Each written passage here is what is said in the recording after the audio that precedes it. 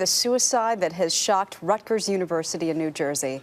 This morning, officials believe they found the body of an 18-year-old freshman who jumped off the George Washington Bridge after his roommate videotaped him being intimate with another man and put it on the internet.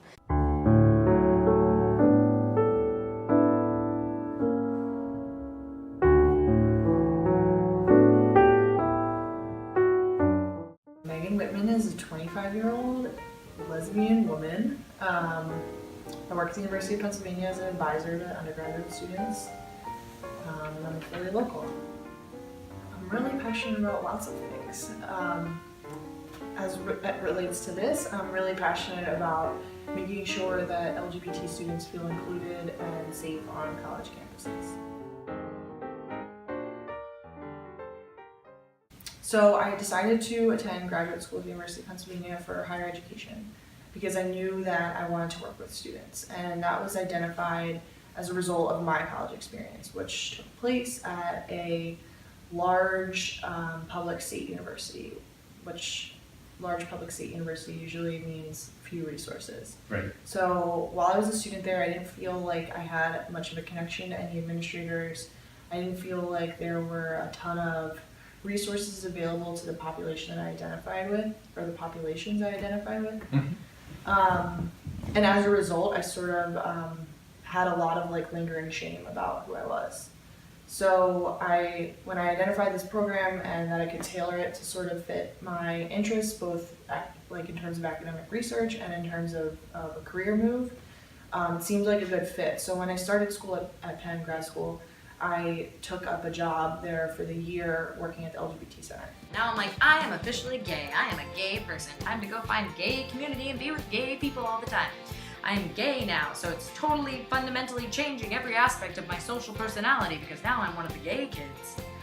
And obviously that isn't true, and that isn't what happened. So since I was a graduate student, they really wanted me to focus on the graduate student population at Penn, which is about 10,000 students. Across all schools, so it's a lot. But I did have lots of touch points with undergraduate students because the same sort of principles apply to different. Yeah, they're all there. Yeah, exactly. So my main job was at Penn there's 12 graduate schools, so to identify leaders in the LGBT community who wanted to be in charge of spearheading their school's LGBT related group. Whether it was a professional group in the medical school or a social group at, say, the Wharton School. I had 12 groups that I advised, the leadership boards. Well, the leadership of the groups was usually self-identified, and there's been a precedent set at Penn with these groups that, they have a board that leads them. It revolves every year on an elections basis, and some groups are way more robust than others. So some groups were very fledgling, some schools didn't have groups. And what I did, my goal was to make the groups that were dwindling or non-existent, which there were two schools, the School of Education and the Social Policy School, didn't have groups. So work to create those groups, work to provide resources to help them plan programs that would relate to the LGBT students in their respective academic communities to ensure that there was an adequate level of representation across the university. Because loving other people starts with loving ourselves and accepting ourselves. And I know many of you have struggled with this, and I draw upon your strength and your support in ways that you will never know. And I am here today because I am gay, and because maybe I can make a difference to help others have an easier and more hopeful time. Regardless, for me, I feel a personal obligation and a social responsibility. The thing that we just spoke about, the engagement with the student leaders, was all really to support the internal community, right? But I think the real change happens when you go out into the external community and educate them, or just present them with information. I don't like to say maybe educate, but so we ran a program through the LGBT Center led by my supervisor, who's the associate director, and myself, and it was called the Safe Space Program. So what we would do was go into other departments, bodies on campus, and sort of present them with information about all the nuances of the LGBT community. So we worked with like the athletic department, we worked with the engineering school, we worked with MBA students, just to name a few. Though pretty much like almost all departments at Penn have now had this training. Okay. It's like almost a half a day worth of training where they go through definitions as they pertain to the LGBT community. The shocking, realization that people don't often know the difference between gender and sex, or sexual orientation and gender. Like there's just sort of lots of nuances there that say, your average heterosexual person doesn't know. Jason Collins is the first male player from a major team sport to announce that he is gay. I'm dating a guy and I couldn't be happier. I'm Michael Sam. I'm a football player and I'm gay.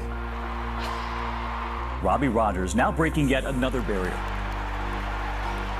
All the support has been overwhelming. Because of you, there's a little boy playing basketball right now who knows that he can be who he is and play the sport that he loves. When you look back on these years, you will see a time in which we put a stop to discrimination against gays and lesbians. You have to be brave to step forward and declare to the rest of the world, this is who I am.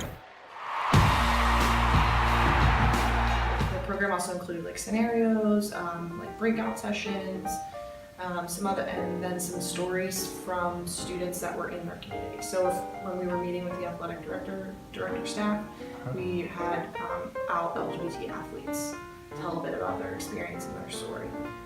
And that's really helpful to like show those staff members that there are real LGBT athletes.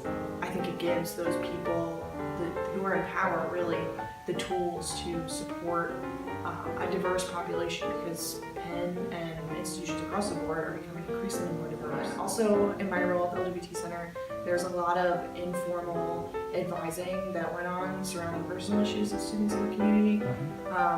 Due to like my age, being somewhat close to the university students, and being a self-identified member of the community, I think like several of them felt comfortable coming to me with sensitive issues. Oftentimes those things surrounded not being out at home with their family, and that potentially impacting their financial contributions to college, things like that.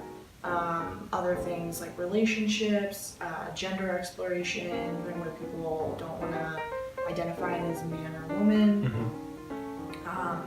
Those were common things that would come to my office. And mostly my job was to listen, really, hear them out, relate to them as I can, and if other resources are needed to be recommended, I would do that. So if a student was in crisis, I would ensure that they got the help that they needed, right? But that didn't happen very often. Mostly it was just people who were in, a stressful situation, didn't quite know how to handle it, and, were upset, really. So I've learned a lot about myself from all this. I've learned that there were a lot of sort of unresolved issues with my own sexuality, and that came out from sort of helping these students navigate like their own shame and their own fear. I realized that I had a lot of that sort of underneath through working with other people. That's cool. Yeah, because I came out like over 12 years ago, and just kind of like put all that like away, the traumas that happened then, because now I'm accepted in my family and I'm accepted in the communities I'm a part of, but there's still that like sort of lingering shame. And so engaging with these students just kind of brought that to the surface, helped me to resolve some of my own issues, and learn more about, who I am and why I'm that way. As a nation, we're founded on the belief that all of us are equal and each of us deserves the freedom to pursue our own version of happiness, to make the most of our talents, to speak our minds, to not fit in, most of all, to be true to ourselves. That's the freedom that enriches all of us. That's what America's all about. And every day, it gets better.